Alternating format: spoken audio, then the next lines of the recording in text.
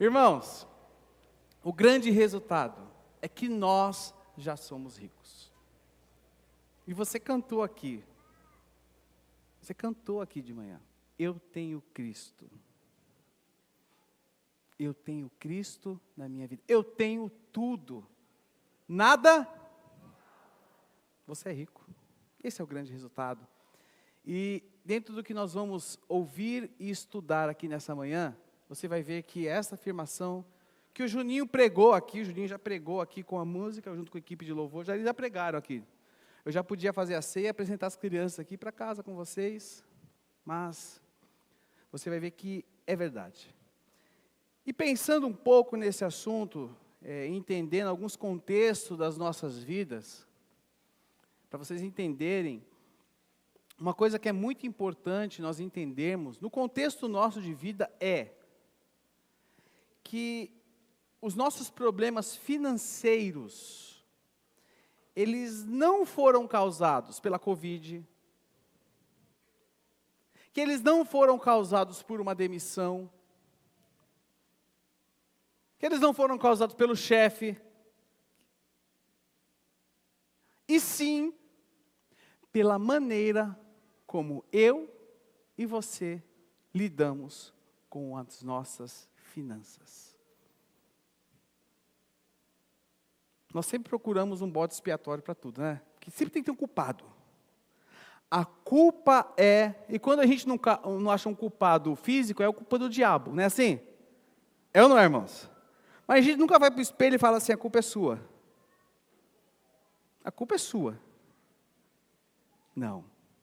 Irmãos, o grande problema dos nossos problemas, a grande causa, dos nossos problemas financeiros é a maneira com que nós lidamos com o nosso dinheiro. E muitas pessoas, elas têm sofrido na área financeira. Quem aqui conhece pelo menos uma pessoa que tem sofrido nessa área? Levante a mão. Olha só. E se não for, você mesmo. Nós precisamos crescer nesse assunto. Nós encerramos a série aqui, mas esse é um assunto recorrente nas nossas vidas, é um assunto do dia a dia.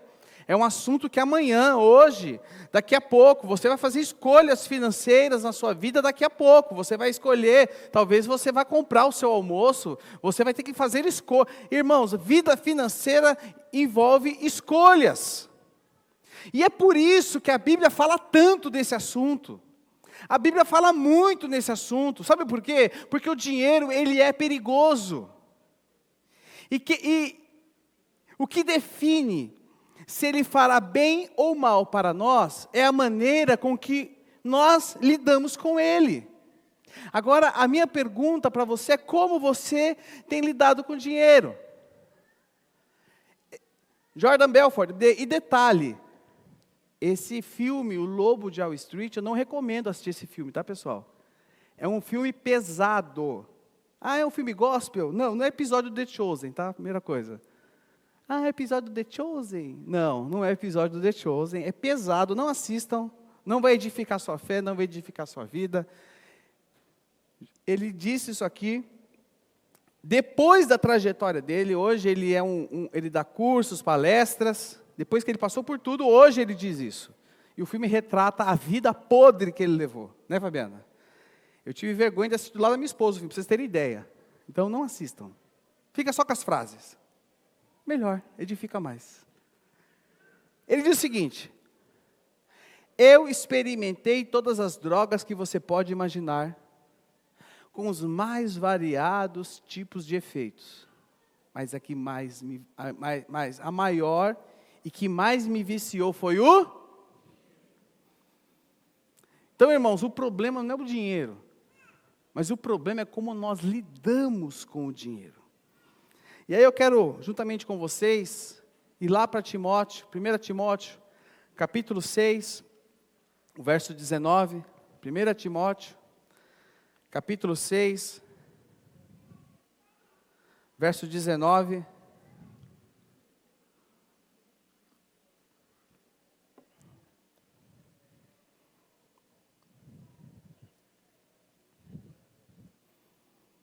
Primeira Timóteo, capítulo 6, verso 19, vamos orar pedindo para que o Espírito Santo nos conduza aqui nessa manhã. Vamos orar. Senhor, nós te damos graça pela tua palavra. Palavra que é viva e eficaz. Espírito Santo, fala aos nossos corações. Como o Senhor tem falado conosco aqui no decorrer de 4 finais de semana. Como o Senhor tem falado nas células. Como o Senhor tem ministrado sobre nós, nos nossos cursos de educação financeira, que nós temos feito a segunda-feira, Senhor. Pai, que o Teu Espírito tenha liberdade. Que o Teu Espírito traga sobre os nossos corações algo novo, revelador. Algo poderoso se manifeste sobre nós e entre nós nessa manhã. Que nós possamos, em confronto com a Tua palavra, reconhecer as nossas realidades, meu Pai, quem nós somos. Que nós somos ricos em Cristo Jesus. Muito obrigado por essa manhã e pela Tua palavra, em nome de Jesus. Amém. Amém. 1 Timóteo, capítulo 6, verso 19, o apóstolo Paulo, escrevendo ao seu jovem discípulo, escreve o seguinte: dessa forma, eles acumularão um tesouro para si mesmos, um firme fundamento para a era que há de vir, e assim alcançarão a verdadeira vida. Sendo repetitivo do que eu tenho falado, porque nós temos explorado aqui, Timóteo, Paulo fala. Ele escreve essa carta a um jovem pastor, que era pastor na cidade de Éfeso. Éfeso era uma cidade muitíssimo importante na Ásia Menor, hoje ali na região da Turquia, cidade grande, cidade próspera, portuária, movimentada, ali existiam muitos turistas, ali o comércio era muito grande, ali existia muita gente em busca do quê? Sucesso e prosperidade. E Paulo está falando aqui com aqueles que já são ricos. E Paulo fala com esses que já são ricos em como eles devem lidar com o dinheiro. E ele começa falando aqui o seguinte: dessa forma. Que modo? Sabe, irmãos, ele está falando algo aqui que nos é apresentado nos versos anteriores, onde nós já estudamos. Como nós devemos lidar com o dinheiro. Nos versos anteriores que nós já estudamos, Paulo nos mostra como nós devemos lidar com as riquezas deste mundo. Como nós temos que lidar com o dinheiro que pode nos levar a grandes resultados. Que resultados? Que resultados são esses? Aí vem aquele dizendo, um firme fundamento para a era que há de vir. Ou seja, quando você sabe lidar com o dinheiro, quando você sabe lidar com as riquezas deste mundo, quando você tem sabedoria para lidar com ela, resumindo tudo que eu já falei até aqui, o pastor Edivaldo contribuiu a semana passada, resumindo tudo que você ouviu até aqui, nós temos vindo numa construção lógica até aqui, quando você sabe, junta tudo isso num pacote, aí ele fala que vocês terão sucesso para o futuro, um firme fundamento. Dessa forma, eles acumularão um tesouro para si mesmos, um firme fundamento para a era que há de vir. Ou seja, você vai acumular um tesouro, você vai ter sucesso para o futuro. Se você lidar bem com o dinheiro, se você souber administrar bem aquilo que você tem nas suas mãos, você irá construir algo muito importante para o seu futuro. E quando nós falamos futuro, logo vem na nossa mente o quê? Estabilidade financeira. É ou não é? Estabilidade financeira, para muitos, parece algo tão longe e tão impossível. Ah, estabilidade financeira, como eu que te queria. Vem em mim, sua linda, estabilidade financeira. Só que ele fala aqui, firme fundamento. Se você pegar esse galpão que nós estamos reunidos aqui, se os fundamentos dele não forem firmes, o que acontece com a gente? Nós não poderíamos estar aqui. É errado, não é? É verdade ou não é? Ele fala de nós termos firmes fundamentos. Irmão, você precisa ter fundamentos firmes na sua vida financeira. Firme é algo em que nós podemos confiar. Você conseguiria dormir na sua casa sabendo que os fundamentos da sua casa não são firmes? Conseguiria? Sim ou não? Não dá. Firme é algo que nós podemos confiar. E aí ele continua, e assim alcançarão no futuro o quê? A verdadeira. Ele está falando o que aqui, meus irmãos? Da verdadeira satisfação da vida, verdadeira alegria da vida. Irmãos, em nós já falamos sobre isso aqui, existe um descontentamento crônico. Em mim e em você existe um descontentamento crônico. E sabe onde nós buscamos o contentamento? Nas coisas. Nós queremos satisfazer-nos nas coisas. Porque o coração do homem é um buraco sem fundo. É ou não é? É ou não é? É um buraco sem fundo. O homem quer se sentir completo e pleno. E aí o que ele vai fazer? Ele vai para as compras. Ele vai para os sites de compra. Ele vai para o shopping. Ele quer tampar esse buraco nas coisas. Mas, meus irmãos, o apóstolo Paulo está falando para mim e para você aqui nessa manhã. Se eu e você soubermos lidar com o dinheiro, nós podemos construir um alicerce firme para o futuro e durante toda a eternidade. E também nós experimentaremos o quê? Uma alegria e uma satisfação, o quê? Plena e perene. É isso que ele está falando para mim e para você. E eu quero ver com vocês agora aqui, o que ele fala antes. No verso 17 e no verso 18. Volte aí, no verso 17. Olha o que Paulo diz. E é agora aqui, meus irmãos, que começa a encrenca para mim e para você. Dá tempo de ir embora ainda. Se não foi, bem-vindo ao clube. E Paulo fala o seguinte: ordene aos que são ricos no presente mundo. Espera aí. Presta atenção, irmãos. Quem aqui quer lidar bem com o dinheiro? Levanta a mão. Aí você fala, mas nem tenho tanto assim. Quem quer lidar bem com o dinheiro? Ah, já sei, não. Você quer lidar? Levanta a mão. Quer lidar bem com o dinheiro? Primeiro lugar.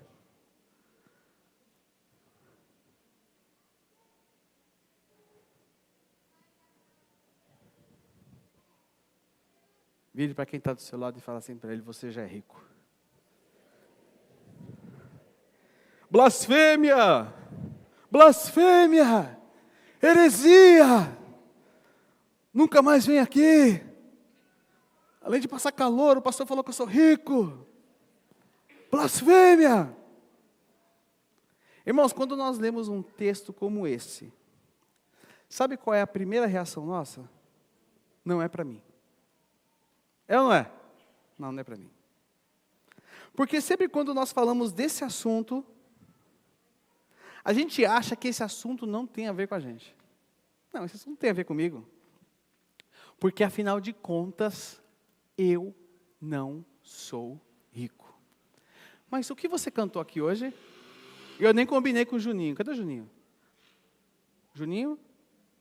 Tá no banheiro? Ah, tá no camarim? Tomando banho, frutas, tal, ar-condicionado? Entendi. Estrelece, né, irmãos?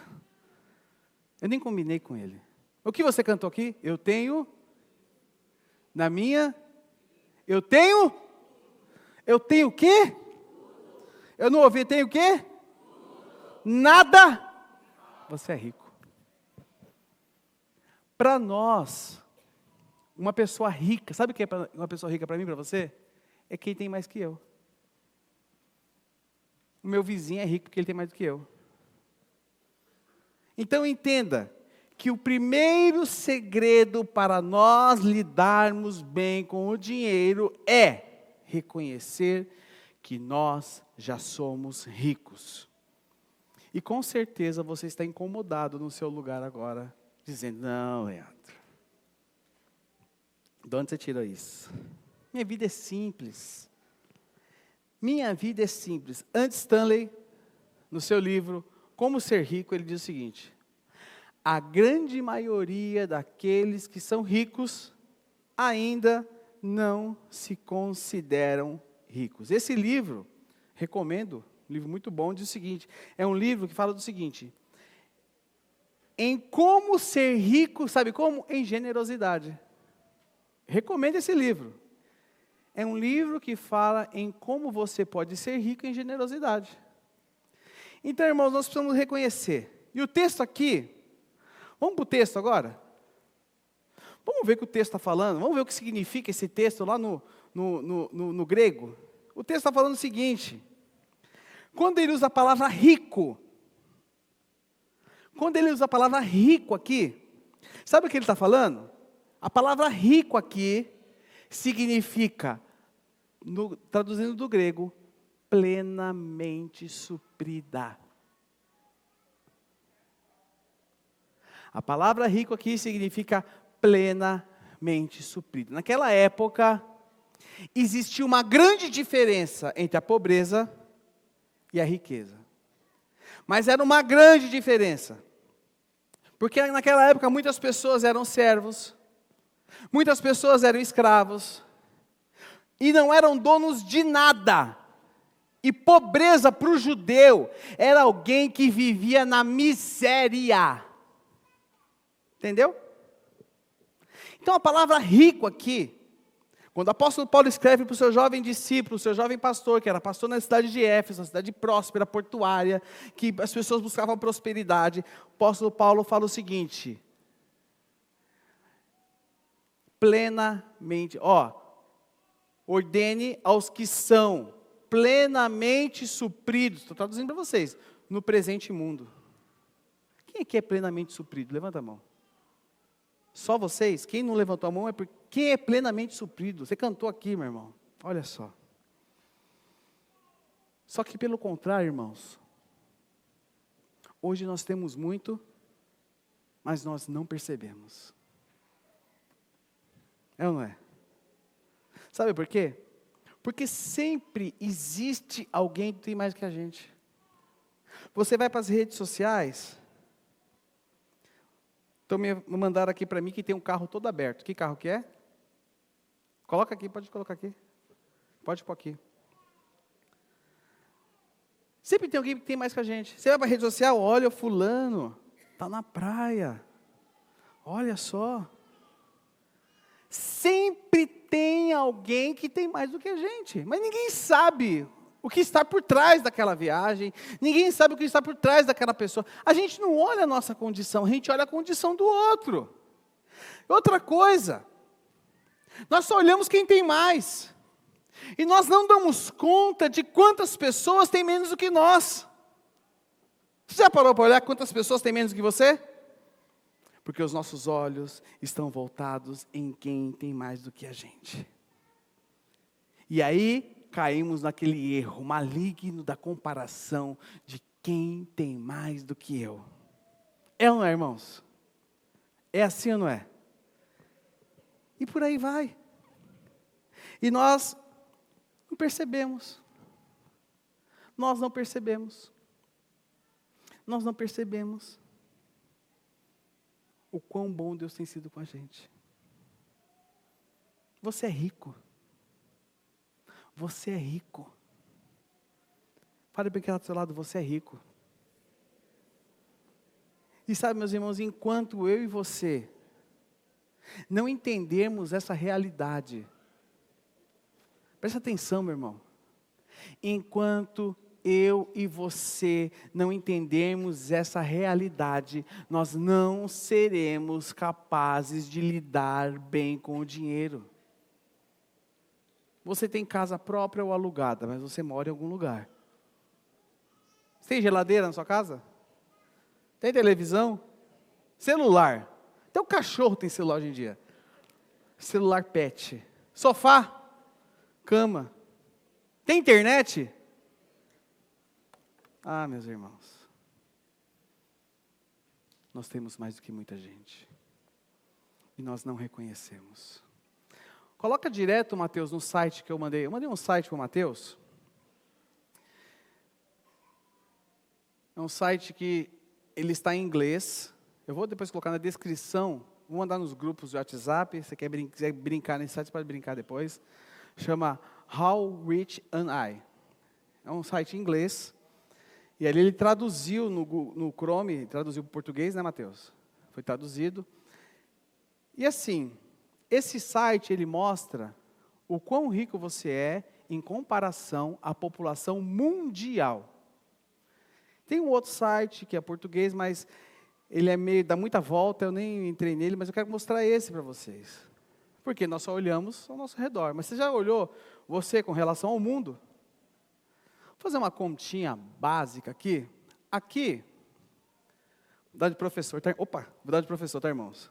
Deixa eu me sentir aqui. Aqui, fala o seguinte, renda familiar anual.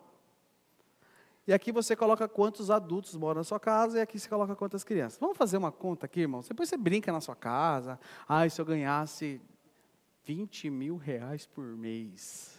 Né? Aí faz suas coisas, aí você brinca, aí você sonha, ora. Você faz o que você quiser na sua casa. Vamos fazer uma conta? Vamos supor que você seja um rapaz solteiro que ganhe R$ 1.500 por mês. Vezes 12, dá quanto no ano?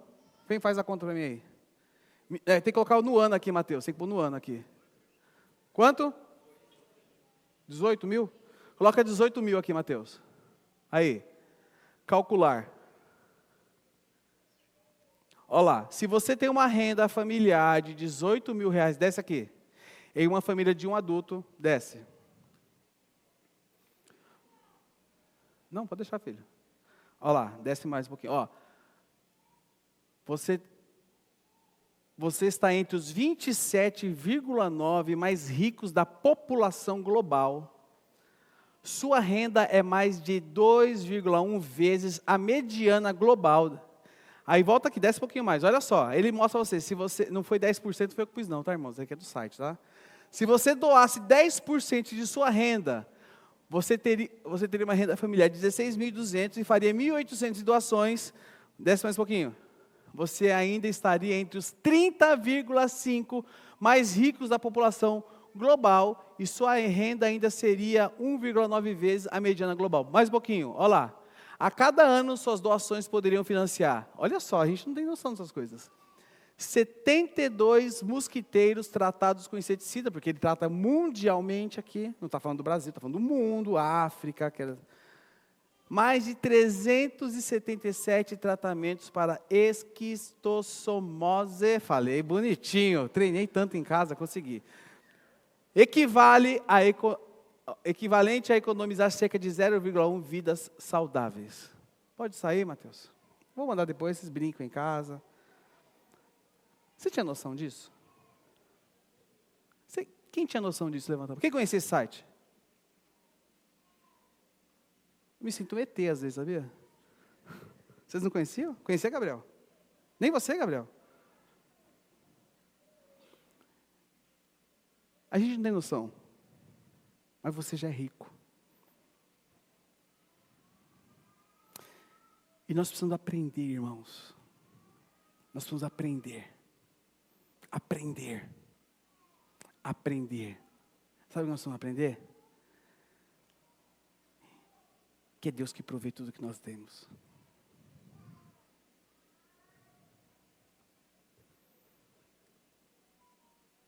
É Deus que provê tudo que nós temos. E aí o apóstolo Paulo começa a continuar falando, ordenando aos que são ricos no presente mundo, que não sejam arrogantes. Porque sabe o que acontece? Quando eu não reconheço que é Deus que me dá, eu consigo com o meu esforço. Eu trabalhei muito para chegar onde eu estou. É só ter um pouquinho mais de dinheiro. Eu tenho tudo isso porque eu conquistei. Eu fiz por merecer. Eu trabalhei. E isso é um problema. E aí o apóstolo Paulo fala, não sejam arrogantes. A palavra de Deus nos diz que o orgulho, ele procede o quê? A destruição. E a arrogância procede o quê? A queda. A Bíblia diz isso. E meus irmãos, nós precisamos reconhecer que é Deus. Reconhecer. E aí continua a leitura e diz o seguinte: nem ponham sua esperança onde? Na incerteza da riqueza. Porque conforme nós vamos ganhando, conforme nós vamos adquirindo, nós começamos a o quê? A nos apoiar nisso. Nós vamos começando a confiar no dinheiro. E nós achamos que nós temos segurança. E isso é muito perigoso. Muito perigoso. Porque quando você lê o texto, você vai ver que ele diz que o dinheiro é incerto. Porque tudo que o dinheiro proporciona é ilusório. Passa. Nada pode nos garantir segurança a não ser Deus. O dinheiro, ele não te garante saúde. O dinheiro não te garante saúde. Eu já vi muito milionário ver toda a sua fortuna ser consumida por uma crise. Já viu também, Gabriel? Eu já vi, irmãos. Eu já vi. Bolsas de valores, na época da pandemia, quando entrou no circuit break, pessoas entrando em colapso. Por quê? Porque tinham muito dinheiro ali e de repente sumiu tudo. Mas a única bolsa de valores que não entra em colapso é a bolsa de valores do céu. É só essa, meu irmão. Mas aí o texto continua. Mas em Deus, que tudo nos provê como? É Deus. É Deus que nos provê ricamente. A nossa provisão em Deus, ela é rica. E Paulo está falando aqui, meus irmãos, em claro e bom tom. Escute quem quiser escutar. Sabe o que Paulo está falando? É Deus quem paga as suas contas e não o dinheiro. Irmãos, eu não sei se vocês já viveram isso, mas eu já vivi muitas vezes. Eu trabalho com comércio e depende de vendas. Tenho reserva, mas eu não mexo. Volume morto. Irmãos, tem hora que eu falo, Jesus, só graça. Preciso de um milagre. Remove minha pedra. Faz um milagre em mim. Irmãos, é Deus quem cuida da minha vida. É Deus. É Deus. Não é só quem paga as suas contas, é Deus. Ah, então vou comprar um carro novo amanhã. Não tentarás o Senhor teu Deus. Não vá por esse caminho, meu queridão. Se você pensa que é você, com o seu esforço, você é um orgulhoso. Você é um orgulhoso. E aí ele fala o quê? Para nossa satisfação, irmãos. A melhor coisa que existe é nós podermos nos satisfazer, desfrutar de tudo do que Deus nos tem dado. Alegrarmos-nos, desfrutar com a nossa... É bom, não é, irmãos? É bom, não é? É bom tirar férias com a família? É bom, André, estar de férias com sua família aqui, junto com o Luciano e o Zion? É bom. É bom desfrutar, é bom desfrutar. É bom desfrutar. Mas, meus irmãos, mas não guarde só para você, reparta. Sabe o menino dos 5 pães e 2 peixes? Aquele menino podia ter comido. Eu não sei se era um menino fortinho, magrinho, estava com fome, estava em fase de crescimento, eu não sei. Mas eu sei que ele falou o seguinte, o discípulo, está aqui um menino que tem 5 pães e 2 peixes. Ele Ele investiu em vidas.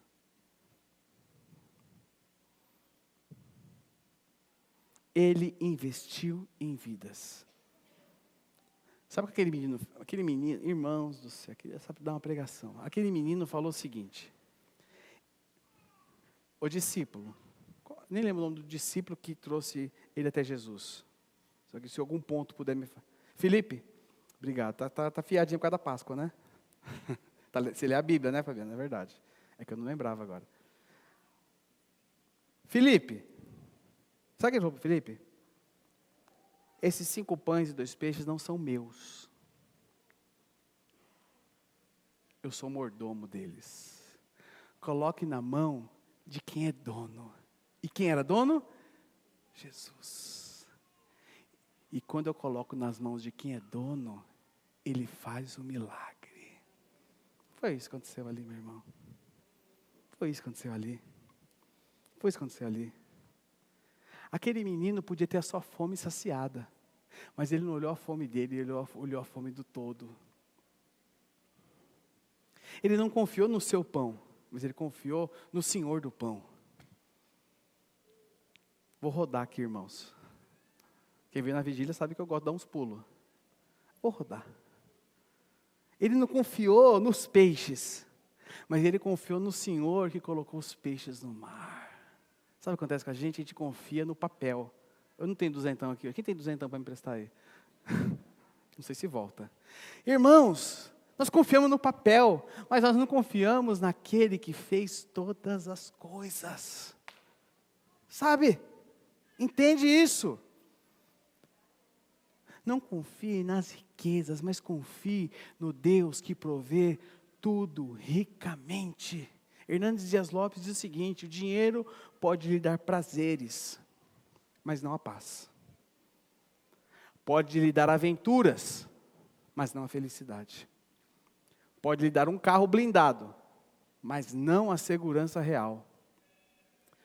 Pode lhe dar uma casa, mas não uma família. Pode lhe dar remédios, mas não saúde. Pode lhe dar bajuladores, mas não amigos. Pode lhe dar um rico funeral, mas não uma vida eterna. Toma essa, crente. Vai com essa para casa. Não é só para mim que fica essas coisas para mim, viu, Celinho? Para você também. Leva essa aí. Fala para a Celeste quando ela estiver lá. Irmãos, é isso. A felicidade, a segurança que nós procuramos no dinheiro, ela só pode ser encontrada em Deus. Repita para quem está do seu lado: você já é rico. Fala para ele: você já é rico. Você só não sabia disso, mas você já é rico. Fala para ele. Terceiro, nós precisamos reconhecer o propósito do dinheiro. E aí no verso 18, o apóstolo Paulo diz o seguinte: ordene-lhes que pratiquem o bem, sejam ricos em boas obras, generosos e prontos a repartir. E aí eu te pergunto, qual é o propósito do dinheiro? Qual o propósito do dinheiro? Qual o propósito do dinheiro? Irmãos, o dinheiro, ele não é um fim em si mesmo. Mas o dinheiro é um meio pelo qual nós fazemos o bem. E o apóstolo Paulo, ele nos convida aqui: ordeno-lhes que pratiquem o bem. Ele nos convida o quê? A compartilhar. Ele nos convida o quê? A repartir. Ele nos convida a nós usarmos o dinheiro para fazer o bem. Alguns exemplos de como você pode fazer o bem: ajudando seus familiares. Talvez existam pessoas na sua família passando necessidades. Ajudando seus familiares. Ajudando estudantes. Às vezes existem estudantes que estão passando por situações difíceis, não conseguem sustentar seus estudos, ou por alguma situação. Ajudando estudantes que precisam concluir ali sua vida universitária e não têm condições. Levante, vá atrás. Ajudando estudantes a terem oportunidade da vida. Projetos sociais. Nós estamos entrando numa nova fase dos projetos sociais da nossa comunidade. O Guilherme não está aqui agora, mas ele assumiu a parte social junto com uma equipe capacitadíssima. Irmãos, nós vamos botar fogo na Zona Leste. Tem muito projeto surgindo, como equipe de psicólogos, irmãos, muita coisa vai acontecer. Procure projetos sociais sérios. Como você pode fazer o bem? Sua igreja local. Local que gera vida. Investe em pessoas. Quantas pessoas não passaram por aqui que tiveram suas vidas restauradas, transformadas? Temos ali a comunidade da cidade de Tiradentes que nasceu daqui. Temos projetos de expansão, temos. E a gente às vezes... irmãos, o dinheiro, ele não é um fim em si mesmo. Mas ele é um meio pelo qual nós fazemos o bem. Nós precisamos investir naquilo, Gabriel, que tem valor eterno. Marca aí, anota. Eu preciso investir naquilo que tem valor eterno. E aí o apóstolo Paulo continua falando, sejam ricos em boas obras. Sejam ricos, Paulo reforça isso, que a nossa riqueza, ela deve ser o quê? A generosidade. Essa deve ser a minha riqueza. Irmãos, quem me conhece de perto sabe. Se tem uma coisa que eu gosto é de ser generoso. Por quê? Você é diferentão? Não, eu gosto, está no meu sangue. Eu acredito em generosidade, eu acredito em generosidade. Tanto que eu não gosto nem de chamar o nosso momento de dízimos e ofertas, é o momento da generosidade. Porque eu estou diante de uma igreja que é generosa. Se nós estamos aqui hoje, nesse prédio, irmãos, é porque vocês foram generosos. Presta atenção, irmãos. Vou desenhar com laser. Nós não tínhamos condições de sair da Augusto Carlos Bauman 562. Pagávamos um aluguel que hoje seria R$30 mil e não tínhamos dinheiro para sair de lá. Ponto final. Mas uma igreja que é generosa se levantou. Há 1 ano atrás eu levei uma chave lá, todo mundo abraçou o desafio. E hoje nós estamos aqui entrando na segunda fase da reforma para fazer a sala das crianças, glória a Deus. Porque tem aqui uma igreja que é generosa. Irmãos, eu acredito em generosidade. Eu acredito em generosidade. Há 1 ano atrás, exatamente 1 ano atrás, eu trazia aqui os supervisores. Era um sonho. Prédio amarelo, sem luz. Era um sonho. Uma equipe de engenheiros, arquitetos, olhava aqui, esse cara é louco. Acho que vai dar certo, não sei, vamos lá. Tínhamos dinheiro, não tínhamos... Cadê a Vanessa? Tinha dinheiro, Vanessa? Tinha nada. Tinha o carro da Vanessa, o meu carro. A Vanessa ia rifar o Serginho e entregar. Apesar que quem ganhasse não ia querer pegar, né? Agora está melhorzinho, está malhando na academia, né? Está bombadinho. Tomando creatina, menino. E nós estamos aqui hoje. Como pagamos tudo isso? Ainda para completar, irmãos, a novela, nossa mesa de som teve um colapso nervoso e travou. Tivemos que comprar a mesa de som. E para completar o nervoso, quando eu coloquei meu xodó, que eram as televisões, eu coloquei aquela televisão aqui, eu falei, deu ruim.